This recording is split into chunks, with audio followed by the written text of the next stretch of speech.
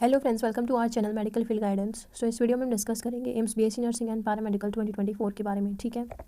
सबसे पहले जो नीट वाले बच्चे हैं, जो नीट की तैयारी कर रहे हैं, ड्रॉपर स्टूडेंट्स हैं, वो ध्यान से सुन लो।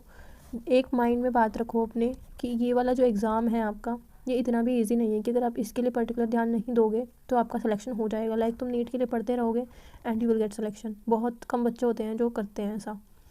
ऐसे स्टूडेंट्स हैं, अभी भी बहुत सारे हैं जो नीट के लिए प्रिपेयर कर रहे थे, उनके 400 से 450 मॉक टेस्ट में मार्क्स आ रहे हैं एंड स्टिल वो एग्ज़ाम क्रैक नहीं कर पा रहे हैं। सो दैट डजंट मीन जो नीट की तैयारी नहीं कर रहा उसका तो एग्ज़ाम क्लियर होगा ही नहीं, ऐसा भी नहीं है। मेन चीज़ आती है आपकी क्वेश्चन लेवल के ऊपर। ठीक है। मैं सिर्फ यहाँ पे एक चीज़ बोल रही हूँ क्योंकि बहुत सारे बच्चे हैं, स्टूडेंट हैं जो ज्वाइन कर रहे हैं अभी, तो उनका एक है कि उनका बैकलॉग उनको कैसे कवर करना है। राइट, बैकलॉग बहुत बड़ी चीज़ है, चाहे वो नीट स्टूडेंट हो या फिर पर्टिकुलर तैयारी कर रहे हो इस एग्ज़ाम के लिए। ठीक है, बैकलॉग सबसे मेन होता है, क्योंकि बैकलॉग के चक्कर में आप बैकलॉग करने बैठते हो बट बैकलॉग तो होता ही नहीं है। अब बैकलॉग है, आप कंटिन्यू कर रहे हो और आगे वाला पढ़ नहीं रहे हो, तो कहीं ना कहीं वो भी तो पीछे छूटता जा रहा है ना। फिर आप उसको करोगे, आप कभी टीचर के साथ चल ही नहीं पाओगे। ठीक है, वो चीज़ नहीं होनी चाहिए। इस वीडियो में हम डिस्कस करेंगे एक स्ट्रैटेजी जो डेफिनेटली आप लोगों के लिए हेल्पफुल तो रहेगी ही, बट ज़रूरी है वो करना।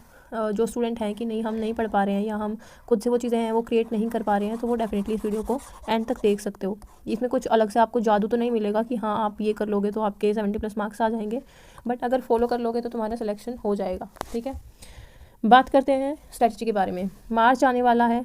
ठीक है, मार्च आने वाला है, 31 डेज़ आपके पास में होंगे।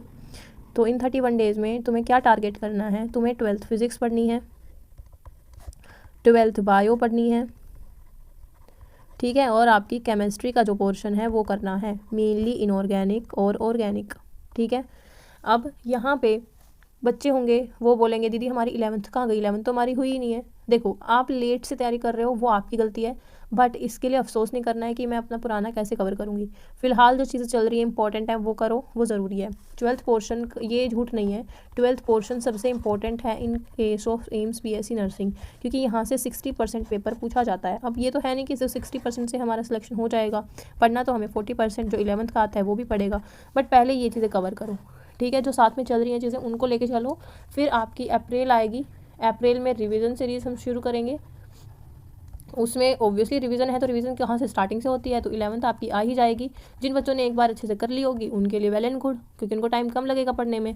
बट जो बच्चे नए होंगे, मतलब जिन्होंने यहाँ से शुरू किया होगा, उनके लिए थोड़ा सा टाइम टेकिंग वो दिन रहेंगे। ठीक है, बट स्टिल अगर आप मेहनत करोगे तो वो आराम से आप क्वालिफाई भी कर लोगे। ठीक है, देखो, कहीं ना कहीं लेट मत होते जाओ। ये मत सोचो मैं आज से तैयारी शुरू करूँगी, कल से करूँगी, परसों से करूँगी, मार्च से करूँगी, एप्लीकेशन फॉर्म आने के बाद करूँगी, एडमिट कार्ड आने के बाद करूँगी। ऐसी चीज़ें सोचना बंद करो, आज से स्टडी स्टार्ट करो, क्योंकि 90 डेज़ का टाइम बहुत प्रीशियस है आपके लिए।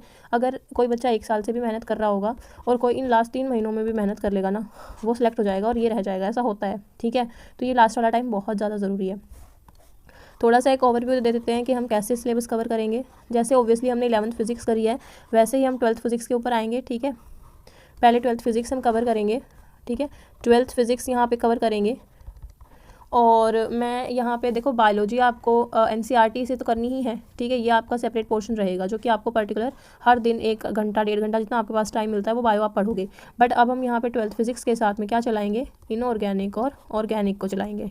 एक बार इनऑर्गेनिक आ रही है, फिर ऑर्गेनिक आ रही है कंप्लीट होने के बाद, क्योंकि इनऑर्गेनिक के सिर्फ 4 से 5 चैप्टर पढ़ने हैं आपको, और ऑर्गेनिक में भी मतलब मैक्सिमम 5 चैप्टर होंगे। वो जो बायोमोलिकुलर केमिस्ट्री एवरीडे लाइफ है वो 4 चैप्टर छोटे छोटे लगते हैं, वो तो करने में ज़्यादा टाइम भी नहीं लगेगा। तो ये कुछ चैप्टर हैं जो आपको लगेगा टाइम। और इस जैसे मान लो एक दिन में हम एक चैप्टर कर रहे हैं, अब यहाँ पे लग रहे हैं इसमें 15 दिन, 15 डेज़ मान लो, 20 डेज़ मैक्सिमम मान लो इस काम में हमारे लग जाएंगे। तो जो 10 दिन बचेंगे हमारे पास में, उसमें हमारा फिजिकल केमिस्ट्री का जो पोर्शन रहता होगा उसमें भी 3-4 चैप्टर रहते हैं हमारे, वो हम कवर करेंगे। ठीक है, और 12th बायो आप लोग एनसीईआरटी से करोगे तब तक, which is very important. Physics हमारी साथ साथ चलती रहेगी, एंड फिर हम क्वेश्चन प्रैक्टिस जो है 12th बायो के लिए वो आपको बीच बीच में प्रोवाइड करते रहेंगे। ठीक है, तो वो एक प्रॉपर प्लानर आपके पास में आ जाएगा अभी 1 मार्च से पहले, तो उसको आप फॉलो करोगे। और जो बच्चे हैं जिन्होंने 11th फिजिक्स अच्छे से मेरे साथ करी है, चाहे वो बैच के स्टूडेंट हों या ना हो, मैंने बोला था कि भाई 11th फिजिक्स हमारी हो जानी चाहिए, वो बहुत सही है, क्योंकि आप लोगों ने कहीं ना कहीं अपने नोट्स प्रिपेयर किए हैं, क्वेश्चन बैंक आपने अपना सॉल्व किया है। तो इन दोनों चीज़ों को ना अच्छे से रख दो अभी संभाल के, जब भी टाइम लगे इनको पढ़ लो। ठीक है, जब भी टाइम लगे। 11th बायो भी आप लोगों ने कर लिया है। ठीक है। क्वेश्चंस प्रोवाइड करने रहते हैं ह्यूमन प्लांट फिजियो वगैरह के, तो वो हम प्रोवाइड करेंगे डेफिनेटली। वो उससे आप थोड़ा सा और आइडिया लगा सकते हो कि ऐसे क्वेश्चंस आते हैं, बट स्टिल आपने जो शॉर्ट नोट बनाए हैं तब तक आप वो पढ़ सकते हो। ये नहीं है कि अगर कुछ चीज़ रह रही है तो आप उस चीज़ को छोड़ दे रहे हो, वो चीज़ नहीं होनी चाहिए। आइडिया लग गया होगा कैसे करना है। हर स्टूडेंट को ये चीज़ फॉलो करनी है। मैं ये नहीं कह रही कि बस कोर्स जो ले रहा है उसको करना है। सिर्फ अगर तुम बैच नहीं भी ले रहे हो, तुम फ्रेश स्टूडेंट हो, आज से तैयारी शुरू कर रहे हो, तो ये मान के चलो कि आप हमारे साथ में इनरोल्ड हो और आपको भी ऐसे ही चीज़ें करनी है। क्योंकि कहीं ना कहीं अगर आप लोगों को एक प्रॉपर प्लान नहीं मिलता है, आप नहीं प्रैक्टिस कर पाते हो चीज़ें।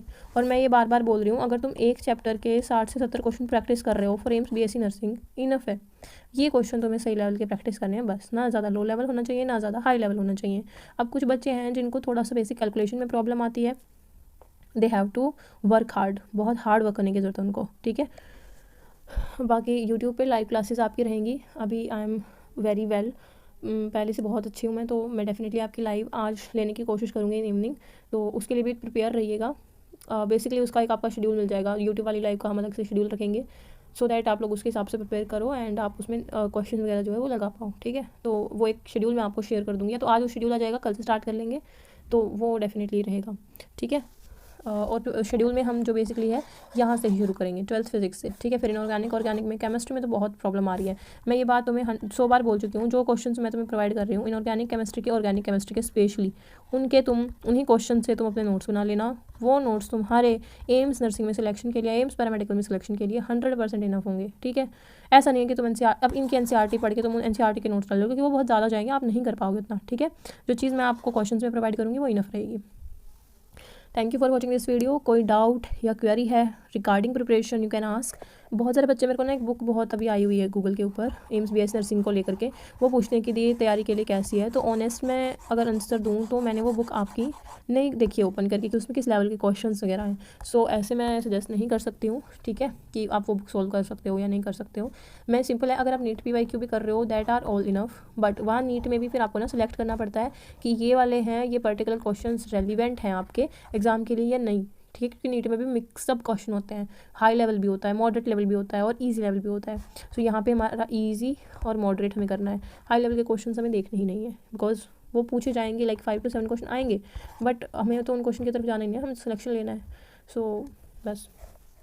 हाँ, GK का भी काफ़ी बच्चे पूछ रहे थे। GK का इन एंड मैं आप लोगों को एक PDF होगी, उसमें 50-60 क्वेश्चन होंगे, वो प्रोवाइड कर दूँगी, वो इनफ रहेगा। करंट अफेयर वगैरह ऐसा कुछ नहीं आता है, तो वो पढ़ने की, उसमें टाइम पास करने की ज़रूरत नहीं है आप लोगों को बिल्कुल भी। GK बहुत नॉर्मल आती है, बहुत ज़्यादा नॉर्मल आती है। आप मेरे चैनल पे भी जाओगे, वहाँ पे प्रीवियस ईयर क्वेश्चन देखोगे GK के, जो बच्चों ने शेयर किए हैं कि ये वाले क्वेश्चन आए हैं, उसमें भी आप देखोगे, आपको कहीं ऐसा नहीं लगेगा कि करंट अफेयर आपको पढ़ने की रिक्वायरमेंट है। रीजनिंग आती है बहुत ईजी, वो आप ईजिली कर लोगे, तो अगर आप वो नहीं भी पढ़ के जाओगे तो भी कर लोगे, बट मेन फोकस रखो अपना PCB पे। और पैरामेडिकल वाले हो तो PCM या PCB जो भी आपका है उसके ऊपर फोकस रखो, ठीक है। बाकी आई थिंक सो सारे डाउट क्लियर हो गए हैं।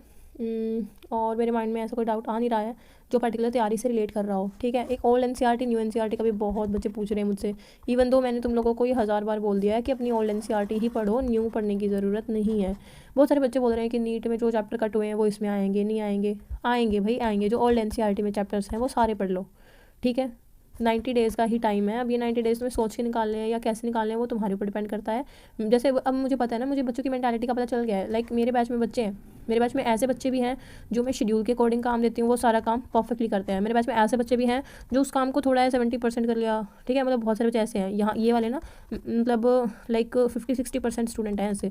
और फिर ऐसे स्टूडेंट भी हैं जिनको कोई मतलब ही नहीं है कि हाँ कुछ चीज़ आ रही है, नहीं आ रही है, कोई नोटिफिकेशन आ रहा है, PDF आ रही है, सॉल्व करनी है। ऐसे स्टूडेंट भी हैं, तो ऑब्वियसली इनका सिलेक्शन तो नहीं होगा।